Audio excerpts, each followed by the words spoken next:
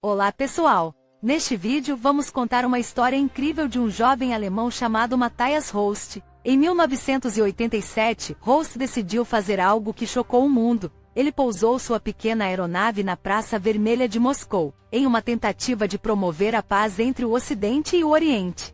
Foi um ato corajoso e ousado que causou grande comoção na época. Mas a mensagem que Röst queria transmitir era simples. A comunicação e a cooperação são as chaves para um mundo mais pacífico. Neste vídeo, vamos contar toda a história de Matthias Röst, desde sua preparação para a viagem até as consequências de seu ato de coragem. Ao final, gostaríamos de saber o que você achou dessa história, e se você acredita que atos como o de Röst ainda têm valor em nossos tempos.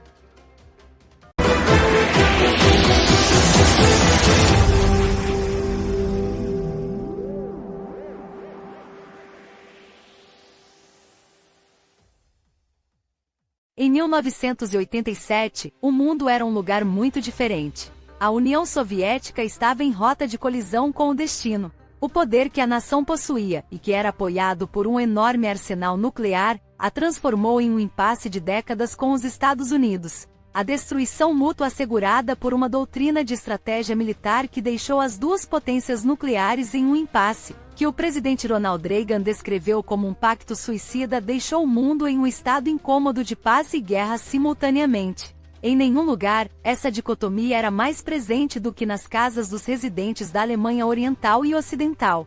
O país estava dividido desde o final da Segunda Guerra Mundial, com as potências ocidentais da OTAN na Alemanha Ocidental e um estado fantoche soviético chamado República Democrática Alemã no leste. Em 1987, as rodas que acabariam por derrubar o Muro de Berlim, que dividia fisicamente e ideologicamente as Alemanhas Oriental e Ocidental, já estavam em movimento. Um jovem chamado Matthias Röst estava ansioso por desempenhar seu papel na história. Como muitos jovens adultos, Röst estava cada vez mais politicamente consciente. Ao contrário da maioria dos jovens de 18 anos, ele já tinha uma licença de piloto e acesso a um avião Cessna 172 que havia sido modificado removendo os assentos traseiros para aumentar a capacidade de combustível. Em outubro de 1986, Röst assistiu à cúpula de Reykjavik entre o presidente dos Estados Unidos, Ronald Reagan, e o premier soviético, Mikhail Gorbachev. Quando a cúpula terminou em um impasse, Röst sentiu a forte vontade de encontrar uma maneira de fazer a diferença. Ich dachte, dass jeder Mensch auf diesem Planeten für einen Fortschritt verantwortlich ist und ich auf der Suche nach einer Gelegenheit war, meinen Anteil daran zu nehmen. Röst logo começou a formar um plano. O presidente Theodore Roosevelt disse uma vez, que faça o que puder, onde estiver, com o que tiver, e embora seja improvável que Röst estivesse ciente do axioma, suas ações incorporaram a premissa.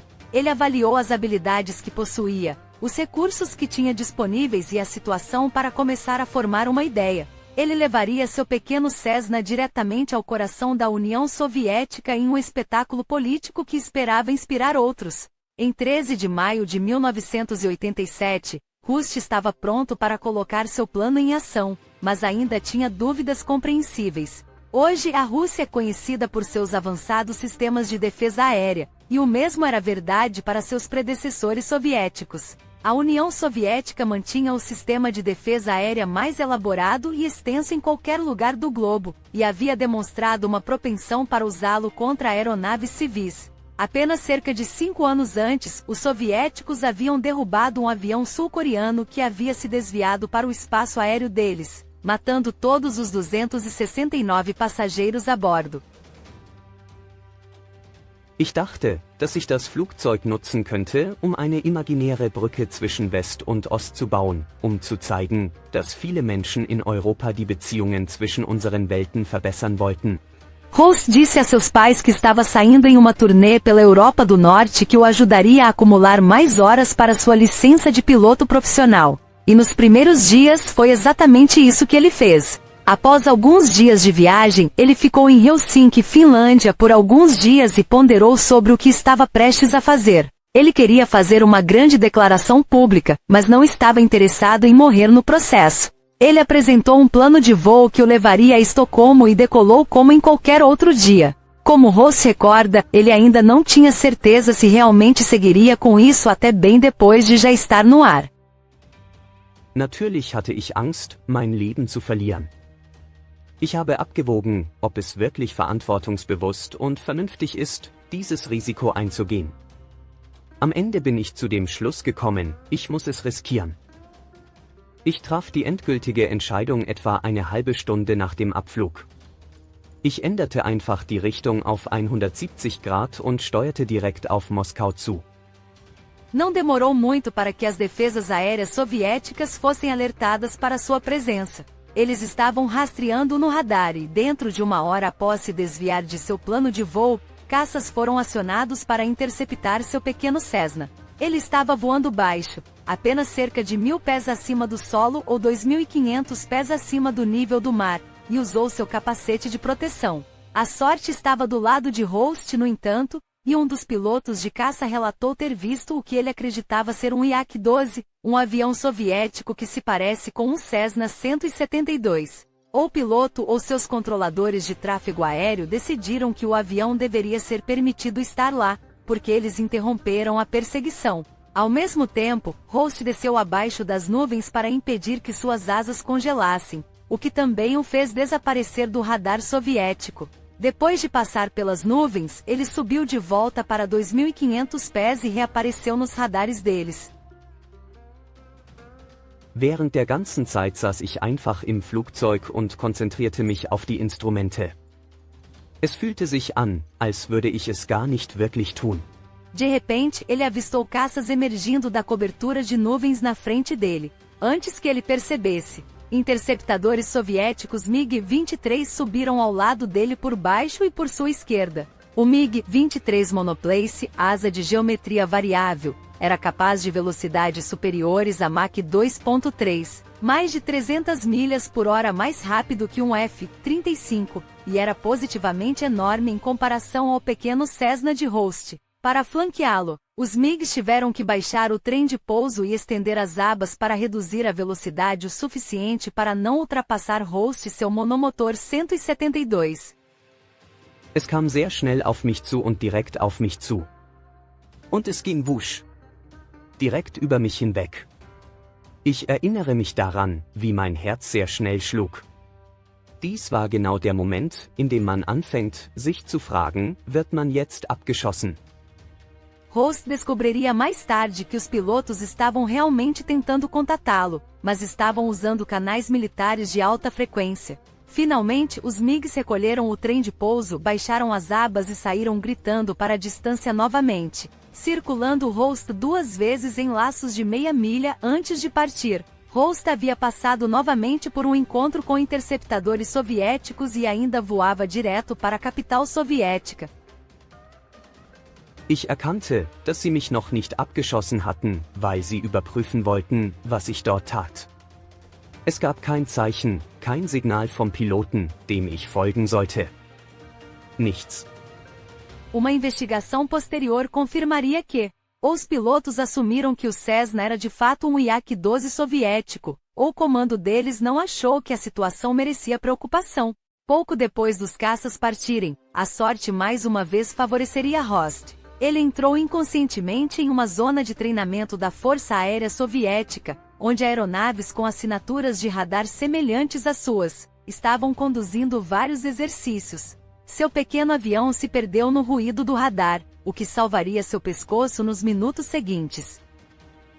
O protocolo exigia que todos os pilotos soviéticos resetassem seu transponder em intervalos frequentes, e qualquer piloto que não o fizesse imediatamente apareceria como hostil no radar. Às 15 horas, uma troca desse tipo estava programada, mas como Rost estava voando entre um grupo de pilotos estudantes, o comandante soviético responsável pelas operações de radar assumiu que ele era um estudante que havia esquecido de mudar seu transponder por distração. Ele ordenou que o operador de radar mudasse o retorno de radar de Rost para amigável, alertando que caso contrário, poderíamos atirar em alguns de nossos próprios aviões. Uma hora depois, Rost estava a pouco mais de 200 milhas de Moscou, sujeito ao escrutínio de radar e defesa aérea de uma nova região. Mais uma vez, os operadores de radar avistaram a pequena aeronave e caças interceptadores foram despachados. Mas a cobertura de nuvens estava muito densa e eles não conseguiram encontrar o pequeno Cessna visualmente.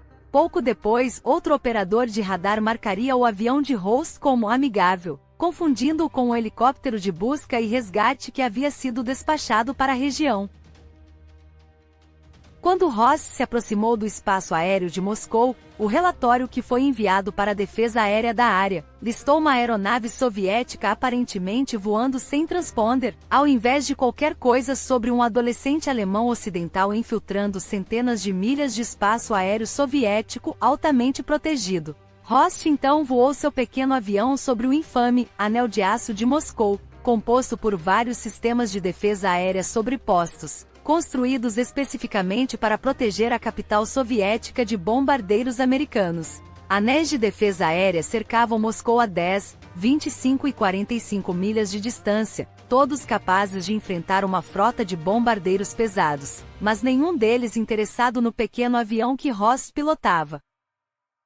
Pouco depois, Ross entrou no espaço aéreo sobre a própria cidade. Uma área com todo o tráfego aéreo fortemente restrito, incluindo voos militares. Enquanto Ross voava sobre Moscou, operadores de radar soviéticos finalmente perceberam que algo estava terrivelmente errado, mas era tarde demais. Não havia tempo para enviar caças interceptadores. Ross já estava voando de prédio em prédio, tentando identificar a famosa Praça Vermelha de Moscou. Ross avistou uma ponte de 6 pistas que levava à Praça Vermelha, com pouco tráfego e apenas algumas linhas de energia que ele precisaria evitar. Ele voou sobre o primeiro conjunto de fios, depois baixou rapidamente a aeronave para voar abaixo do próximo conjunto. Quando estava quase pousando, avistou um carro diretamente em seu caminho. Zunächst dachte ich solle vielleicht innerhalb der Kremlmauer landen, aber dann wurde mir klar, dass ich zwar genügend Platz hatte, aber nicht sicher war, was der KGB mit mir tun würde. Wenn ich innerhalb der Mauer landen würde, würden mich nur wenige Leute sehen und sie könnten mich einfach wegnehmen und alles abstreiten. Aber wenn ich auf dem Platz landen würde, würden mich viele Leute sehen und der KGB könnte mich nicht einfach verhaften und darüber lügen. Also war es aus meiner eigenen Sicherheit heraus, dass ich diese Idee fallen gelassen habe. Ich bin nach links gefahren, um ihn zu überholen. Und als ich das tat, sah ich diesen alten Mann mit diesem Ausdruck im Gesicht, als ob er nicht glauben konnte, was er sah. Ich hoffte nur, dass er nicht in Panik geraten und die Kontrolle über das Auto verlieren würde und mich anfahren würde. Com as rodas no chão, Ross rolou diretamente para a Praça Vermelha. Ele queria estacionar o avião na frente do túmulo de Lenin, mas uma cerca bloqueou seu caminho e ele se contentou em parar em frente à Catedral de São Basílio. Ele desligou o motor e fechou os olhos, respirando fundo à medida que a realidade de sua situação lentamente o envolvia. Ele havia feito o impossível. Ele havia antecipado ser capturado imediatamente pela KGB, mas em vez disso encontrou a multidão confusa e encantada com sua entrada surpreendente. Uma mulher lhe deu um pouco de pão. Um jovem soldado o repreendeu por não ter solicitado um visto, mas o creditou pela iniciativa. O que Ross não percebeu foi que a KGB já estava presente, e agentes já estavam se infiltrando na multidão, confiscando as câmeras e cadernos que as pessoas tinham para que Ross autografasse. Eine große Menschenmenge hatte sich mich gebildet. Die Leute lächelten und kamen auf mich zu, mir die Hand zu schütteln oder Autogramme zu bitten. Es gab einen jungen Russen, der Englisch sprach. Er fragte mich, woher ich komme. Ich sagte ihm, dass ich aus dem Westen komme und mit Gorbatschow sprechen möchte, diese Friedensbotschaft zu überbringen, die Gorbatschow helfen würde, alle im Westen davon zu überzeugen, dass er einen neuen Ansatz hat. Uma hora depois, 2 caminhões de soldados soviéticos chegaram. Eles, em grande parte, ignoraram Ross enquanto empurravam agressivamente a multidão para trás, e colocavam barreiras ao redor do adolescente e seu avião. Então 3 homens chegaram em um sedã preto, um dos quais se identificou como intérprete. Ele pediu o passaporte de Ross e perguntaram se poderiam inspecionar a aeronave. Ross lembra que o comportamento deles era principalmente amigável e até casual. O avião foi então levado para o próximo aeroporto internacional Sheremetyevo, onde foi completamente desmontado durante a inspeção, e apesar do comportamento amigável dos soviéticos, ele foi imediatamente transportado para a prisão de Lefortovo. A prisão era infame por seu uso pela KGB, para manter prisioneiros políticos. Inicialmente, os soviéticos se recusaram a acreditar que Rost havia realizado sua audaciosa missão sem o apoio das forças da OTAN. A data que ele escolheu, 28 de maio, era o dia dos guardas de fronteira na União Soviética, e eles o acusaram de escolher o dia intencionalmente para constrangê-los. Então o acusaram de obter os mapas que ele usou para chegar a Moscou da CIA americana, até que o cônsul soviético em Hamburgo confirmou que eles poderiam comprar os mesmos mapas por correio. Após perceber que Ross não era mais um jovem e ostensivo agente da CIA, eles finalmente o acusaram de entrada ilegal, violação das leis de voo e vandalismo malicioso. Ross se declarou culpado das duas primeiras acusações, mas se recusou a aceitar a terceira, alegando que não teve intenção maliciosa. No entanto, foi considerado culpado em todas as acusações por um painel de 3 juízes e sentenciado a 4 anos na mesma prisão de Lefortovo. Apesar da reputação severa da prisão, Rost foi em grande parte bem cuidado e até permitido que seus pais o visitassem a cada 2 meses. Em 1988, Ross foi libertado da prisão, em um gesto de boa vontade seguindo um tratado entre Reagan e Gorbachev que faria com que ambas as nações eliminassem seus mísseis nucleares de alcance intermediário. No entanto, para muitos funcionários soviéticos, não foi um final tão feliz. De certa forma, o voo de Ross fez exatamente o que ele havia esperado. A manobra danificou seriamente a reputação do exército soviético e deu a Gorbachev a alavancagem que ele precisava para driblar aqueles que se opunham às suas reformas. Logo após o pouso de Ross na Praça Vermelha, o ministro da Defesa soviético e o chefe de defesa aérea soviético foram removidos de seus cargos por permitir uma violação tão flagrante do espaço aéreo soviético. Pouco depois, centenas de outros oficiais também foram afastados de seus cargos. De acordo com a revista Air e Space Magazine, o voo de Ross levou a maior mudança de oficiais soviéticos desde a década de 1930. Ross nunca mais pilotaria uma aeronave, mas entraria para a história como o único piloto a derrotar todo o exército soviético usando um avião de treinamento alugado de um único motor. Infelizmente, a manobra aparentemente heróica de Ross foi ofuscada pelos contínuos problemas legais do homem perturbado. No início dos anos 90, ele recebeu outra sentença de prisão por agredir uma mulher que recusou suas investidas românticas. Em 2005, foi novamente condenado por fraude. Hoje, ele trabalha como analista de um banco de investimentos, aparentemente ansioso por deixar suas acrobacias de alto voo para trás. Obrigado por assistir a história emocionante de Matthias Rost e sua ação insólita de promover a paz entre o Ocidente e o Oriente em 1987, numa tentativa de chamar a atenção para a necessidade de comunicação e cooperação entre as nações. Embora o incidente tenha causado alarme na época, hoje podemos olhar para trás e ver a coragem de Rost em tentar fazer a diferença em um mundo dividido. Gostaríamos de saber o que você achou dessa história e se acredita que atos como o de Rost ainda têm valor em nossos tempos. Comente abaixo e compartilhe suas ideias. Se você gostou desse vídeo e da mensagem de paz que ele transmite, não se esqueça de compartilhar com seus amigos e familiares. Deixe um like se você acredita que a comunicação e a cooperação são as chaves para um mundo mais pacífico. Obrigado novamente por assistir e esperamos vê-lo novamente em breve em nosso canal.